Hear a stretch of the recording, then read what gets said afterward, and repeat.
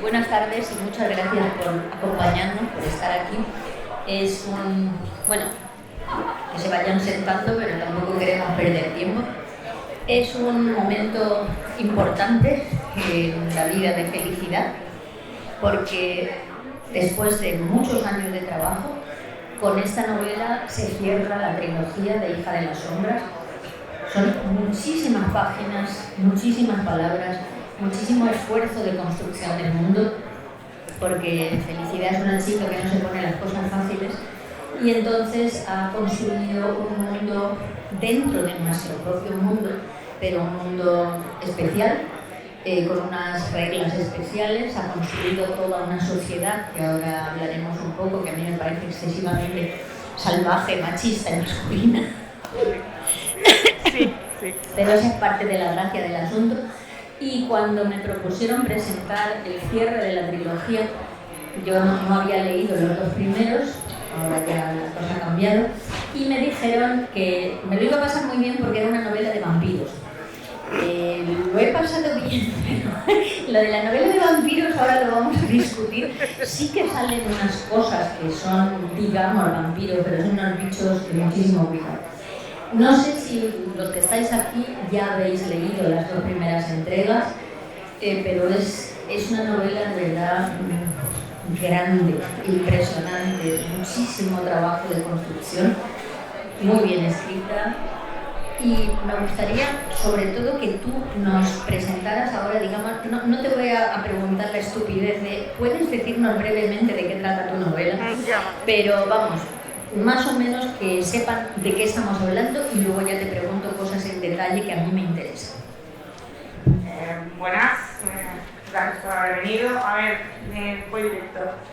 ¿Qué es Hija de las Sombras? Vale, Hija de las Sombras en realidad se tenía en 2011, se titulaba entonces Baile de Sombras, y en realidad fue porque en 2011 dije, ¿qué se lleva ahora? Vampiros, hostia, qué guay, ¿no? Yo recuerdo que cuando estaba en la universidad escribí una novela de vampiros, voy a leerla, y me puse a leerla y dije, Dios mío, qué vergüenza, esto se lo diga a leer a gente, qué horror, ¿cómo he podido hacer esto? Y entonces tenía dos opciones, o reescribir esa novela, o escribir uno de los personajes que aparecían en esa novela, que en realidad siempre quise contar su historia. Entonces, la historia de Hija de las Sombras en realidad es de una chica en Francia, justo unos años antes de la Revolución Francesa. Ella es noble de la baja nobleza y ella es feliz, ¿no? Porque dice, qué guay, vestidos, qué guay, todo muy bonito, y seguro que me casaré con alguien maravilloso, y todo será súper guay. Y entonces, Hija de las Sombras es el descubrir que todo es una mierda, básicamente, ¿no? Soy mujer, en la época en la que está, a pesar de estar en... Hay algo que dice mucha gente, que ya lo comenta creo en la primera novela, ¿no? Dice, me dijeron que qué suerte tuve en haber nacido y estar durante la Ilustración, donde se le enseñaba a las mujeres, hacer tal. Todo eso era mentira, ¿vale? Tenemos una idea. Sí que había grupos de mujeres que en realidad abogaban por esos derechos y todas esas cosas, pero cuando toda esa gente que decía, los grandes pensadores de entonces decían, sí, hay que enseñar a las mujeres a leer y que piensen y tal, en realidad era para que fueran buenos floreros, y fueran buenas esposas, y fueran buenas madres, ¿vale? Entonces, esta mujer que además ha leído y demás, se encuentra con que sí, todo eso está muy bien, pero es para que no molestes, o para que no sepas entretener. Entonces, durante las primeras novelas, en realidad es un descubrimiento de darse cuenta de que no tiene control sobre su vida, que está en un mundo en el que lo peor que le puede pasar es haber leído, porque entonces puede pensar por sí misma y puede darse cuenta de todo lo que hay. Y todo lo que hay es que, pues eso, no tiene control sobre su vida, los familiares siempre van a tener a alguien por encima que va a controlar, si está casada, quien va a controlar va a ser su marido, nunca va a ser ella. Y entonces cuando entran en juego los vampiros, aquí los vampiros empiezan apareciendo poco y luego cada vez hasta que descubres la sociedad que aparece en esta tercera novela. Al principio es una figura misteriosa y descubres que los vampiros pues son unos psicópatas de mierda y son unos monstruos, ¿vale?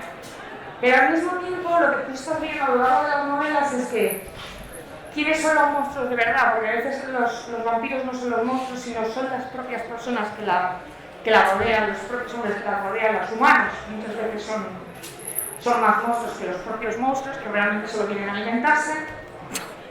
Pobrecitos. Pobrecitos, que solo quieren comer. Y ella acaba convertida por decisión, porque dice, no tengo poder. ¿Cómo consigo poder? Pues me tengo que transformar. Solicita a alguien que la transforme en plan de, bueno, pues por lo menos tener poder. Y el problema es que descubre que eso no es así. Que en este mundo yo tenía pensado unos vampiros en los que viven muchos años, efectivamente, y como llevan viviendo muchos años, pues son de mentalidad cerrada. No estamos acostumbrados a verlos en las series y tal, que tienen una mentalidad muy moderna. Y yo pensaba, una persona que fue creada en 1000 a.C., dime tú a mí qué mentalidad moderna puede tener. Ninguna. Entonces es gente que en realidad es muy arcaica. Y su mentalidad es muy arcaica. Y de hecho, ella es una aberración. Salvajemente machistas. Son muy machistas. ¿No? Estamos hablando de gente que considera que una mujer transformada es una aberración. Porque ¿cómo va a ser? Va a tener poder. ¿Cómo va a tener poder sobre nosotros? ¿Cómo va a tener poder? Si son niñas, ¿no? O sea, no tenemos que cuidarlas nosotros y tenemos que hacer esta serie de cosas, ¿vale? Entonces descubre que resulta que tiene poder, pero es mentira. Que sí que lo tiene, pero es que no le van a dejar. ¿Vale? Entonces ella lo que va a hacer es abrirse camino a lo largo de las 3 novelas hasta demostrar que ¿qué cojones? Claro que sí, sí que puedo. Sabiendo que se lo van a poner más difícil que el resto. Que en realidad no parte de las mismas condiciones que los demás. Pero por lo menos decir aquí, en real la vida misma. Las mujeres siempre tienen que demostrar más para llegar al mismo sitio. En tu sociedad de vampiros también. Sí. O sea, de hecho llega a tener una discusión con uno y el otro diciendo, no, a ver, si tú demuestras que lo vale, ¿qué más te da que seas una mujer o que seas un hombre? Y aquella dice, pero ¿cómo? ¿Qué te pasa? O sea, no, esto así no es. Sí, esto me lo pones bien porque una de las preguntas que yo te quería hacer al principio la protagonista cuando ella es una niña mona de la buena sociedad se llama Sophie, pero llega un punto en que cambia su nombre a Bonheur, que es tu nombre, que es felicidad. Y luego tú avanzas en la novela y piensas, pues si la felicidad es esto, pues yo casi que me suicido y ya, porque esta mujer además va a pasar por todo eso prácticamente eternamente. Sí. ¿Eres tú esa figura o bebe mucho de ti? Originalmente, cuando la escribí estando en la universidad, sí que es verdad que venía de mi nombre y efectivamente buscando ella la felicidad que no encontraba. Pues no.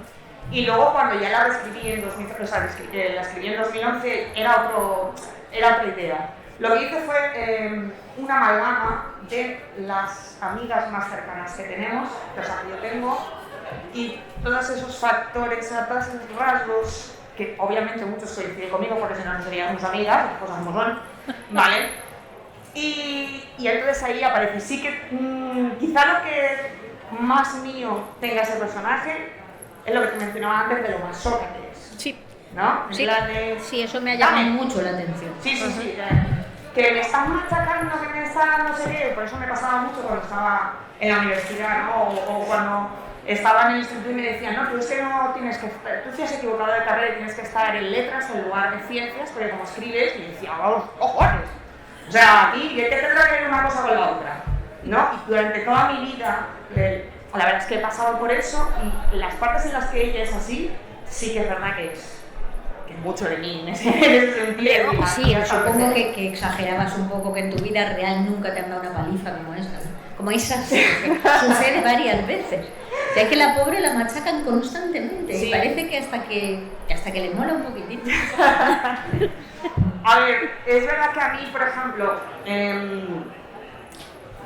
no quería que fuese un personaje sencillamente diplomático, vamos a decirlo así, ¿no? Porque, a ver, yo Hay varias referencias en la novela, ¿no? Está el Drácula de Bram Stoker, están las novelas de Anne Rice y están los juegos de rol de Vampiro la Mascarada, ¿vale? Y yo recuerdo que cuando jugaba Vampiro la Mascarada a mí siempre me daban personajes diplomáticos, ¿no? Porque eres una mujer, claro, no te vas a poner a darte de hostias, ¿no? Y en mi caso llegó un punto que dije, ¿qué? ¿Por qué no puedo dar hostias? O sea, puede ser muy diplomática si quiere, pero también puede pegar hostias, ¿por qué no? Además, es capaz de hacerlo, pues acaban de convertirla en vampiro, ¿cómo no va a poder dar hostias? O sea, pero al parecer tú sabes hacer eso, tú has hecho artes marciales y cosas así, o sea que lo tuyo no solo es documentación, como sería en mi caso, sino que tú lo has hecho. Sí, no, es que además, mira, una anécdota, no sé si pega, pero yo la voy a contar igual, me da igual. Cuando yo pues tenía 9 años, una cosa así, mi madre me apuntó a taekwondo. Y recuerdo que uno de los profesores habló con mi madre unos meses después y le dijo que por favor que me quitase del taekwondo porque me estaba volviendo un chicote. ¿Vale? Y todo fue porque estaba en un almuerzo, llegó un chaval, me dio un manotazo al bocadillo y yo le pegué una hostia. Como, pero ¿tú qué me estás contando?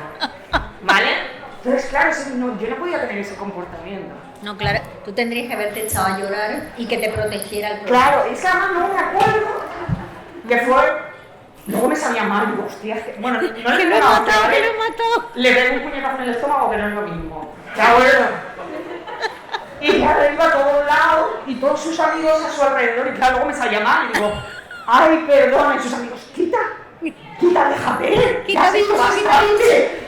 Y claro, luego pensaba y digo, claro, es que lo he humillado, ¿no? Porque le ha pegado una chica.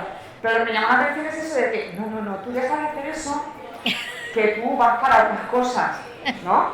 Sí. Entonces, cuando este personaje... Bordar en sedas, habría claro. sido. Entonces, con este personaje me pasó eso, en plan decir, ¿y por qué no va a poder dar hostias? ¿O por qué no van a poder entrenarla para hacer eso? No sé, a mí me parece muy bien que la tía de hostias, el problema es que siempre se las lleva ella. Sí. El problema es que, claro, la historia está contada de sus inicios. Entonces, hasta que ella va a aprender cómo se hacen esas cosas, pues va a recibir, pero por todas partes. Pero mucho. Pero por todas partes, o sea, está clarísimo. Sí, oye, lo que te quería preguntar, me llamó muchísimo la atención, supongo que algunos de vosotros saben que yo vivo en Austria desde hace muchísimo tiempo. Esta novela sucede en las afueras de Viena. Viena no la ves nunca, pero tú sabes que están por las afueras de Viena y muchísimas de las palabras que dan así exotismo a la narración son palabras alemanas. Y yo estaba alucinada, yo empecé a leer y me decía, qué gracia, mira qué palabra he usado aquí, y mira que me parece rarísimo, ¿por qué Viena? ¿Por qué alemán? Pues lo curioso es porque, a ver, yo normalmente, parte de las cosas que yo escribo suelen surgir de insatisfacciones, ¿no? Por ejemplo, si hablamos de La mirada extraña, hay una de las novelas de La mirada extraña que aparecen unos insectores, vamos a llamarlos así, ¿vale? Y fue mi insatisfacción con las novelas de Carr, cuando antes me gustaba Carr,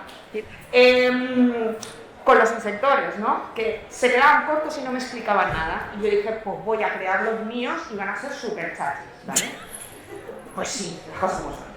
Y con eso me pasó parecido. Ahí en Rol en Vivo, en los juegos de rol, el Vampiro de la Mascarada, hay una figura que creo que se llama Tremere, me parece, que hablaba de los 7 de Viena y tal, pero quedaban, tú sabes que son chungos, misterioso, pero no te dicen. Y yo, claro, y decía, pero ¿me quieres explicarme por qué son chungos?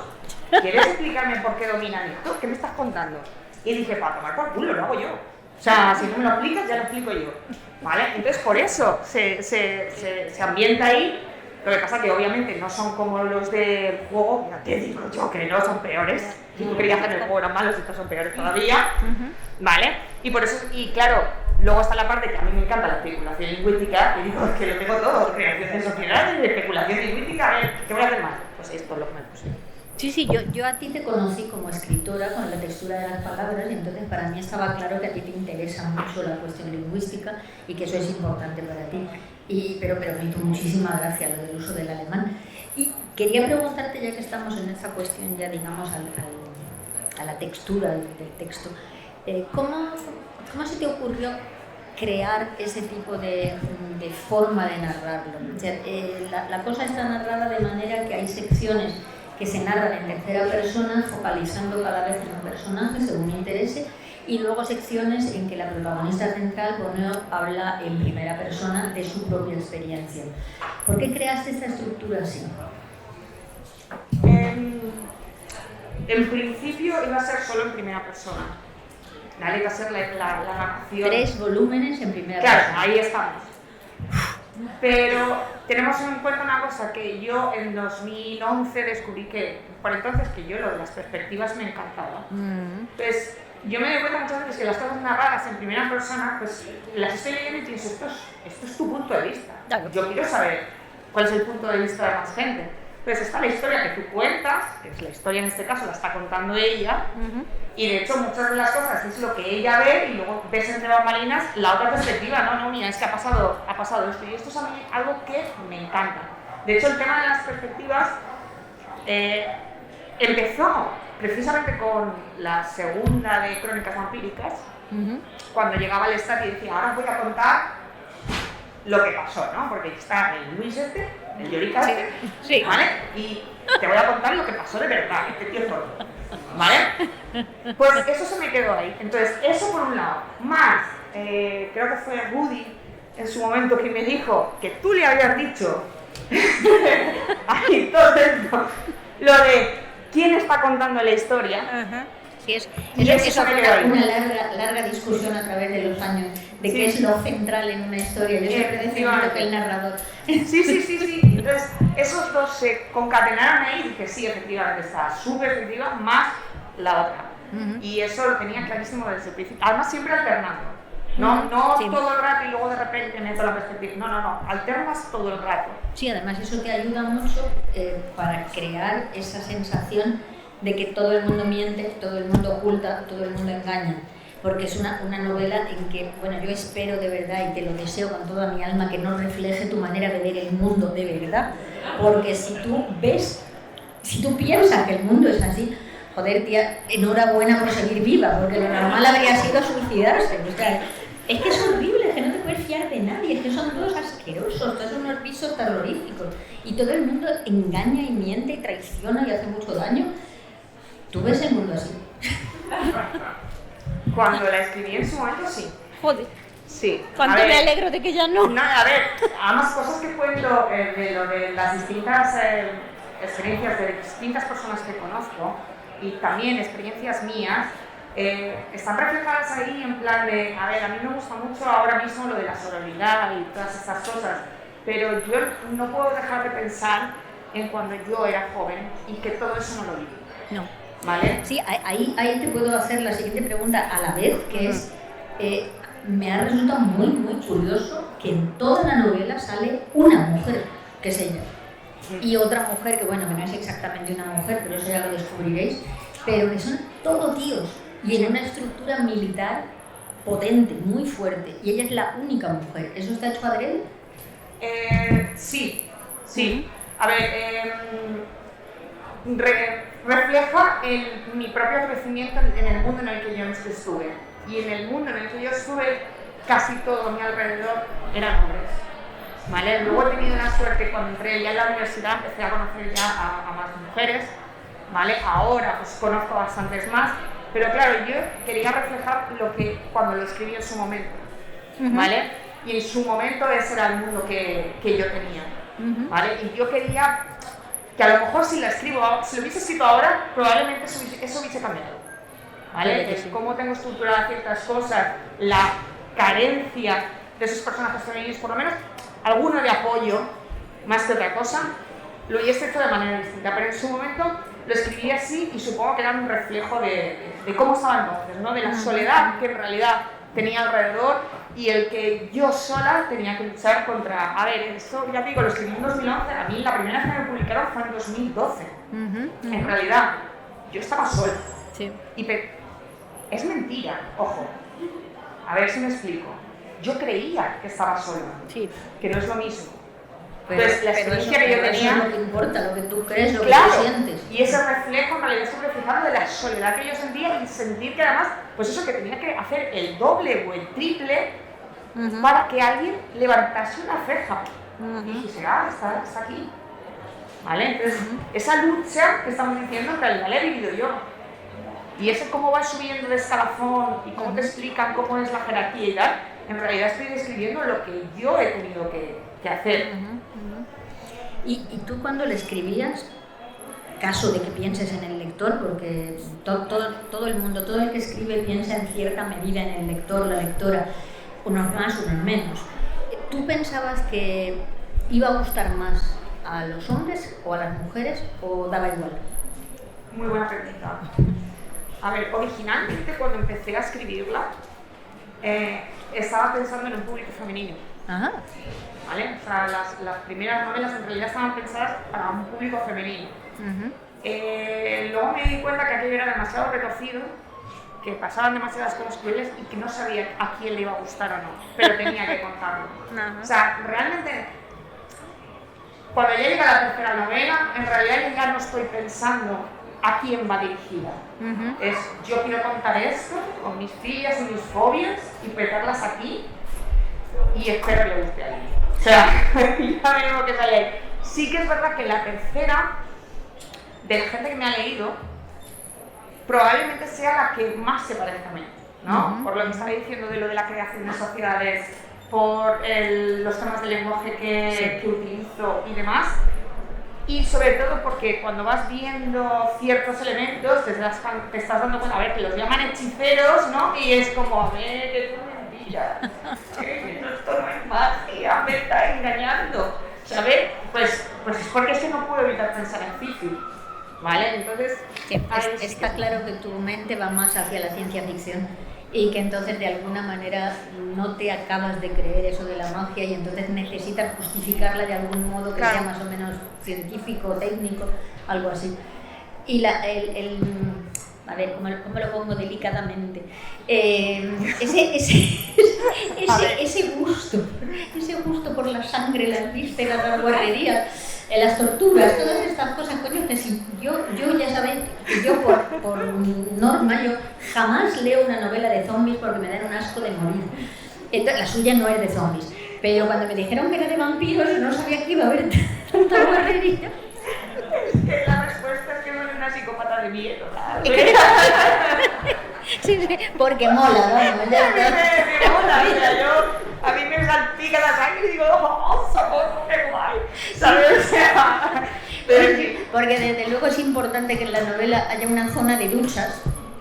Sí, porque no las usan solo para que no les huela el sudor al final del día, sino porque lo necesitan realmente. Es algo que... en fin. No, ahora que nos estamos haciendo tan delicados todos y tan finos, pues lo mismo dentro de unos años, cuando se reedite, habrá que poner, esta novela contiene torturas, peleas, palizas, salvajadas.